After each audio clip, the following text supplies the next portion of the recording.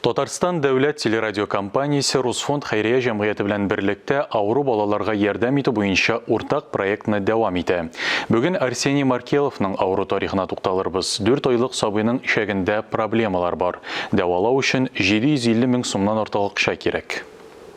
Растем, Арсюш, давай, старайся, малыш. 4 айлык Арсений Маркеловка табиблар куркыныч диагноз куйган. Сабыйда кыска ишәк синдромы ачыкланган. Авырлыклар туганчы ук булган. 7 айлык йөклелек чагында балада перитонит табыла. На 35-й неделе, Миңа баланы ашыгыч операция ясап тудырырга туры килде. Аның үле килеш тууы куркынычы да булды. Табиблар тырышлыгы белән исән калды.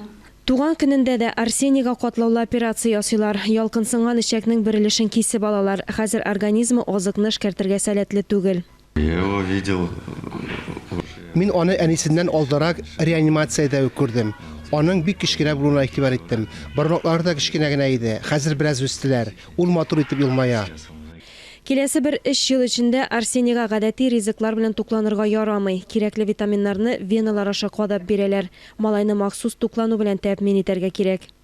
ребенок не будет достаточно. Бала авырлык белән үсә. Мондый балаларның бик азы исән кала. Вакытында дөрес итеп тукландырырга кирәк. Баланың тиешенчә үсүе өчен махсус витаминнар белән тукландырып туру зарур.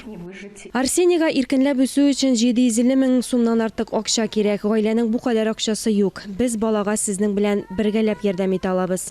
Моның өчен 5542 номерына дети сүзен язып SMS җибәрү дә җитә. Бер хәбәрнең бәясе 75 сум. Күбрәк эшкәртергә теләүчеләргә тулырак мәгълүмат безнең телерадиокомпания һәм Русфонд сайтларында. Алия Галиуллина, Валентина Васильева, Айрат Каюмов, Татарстан яңалыклары.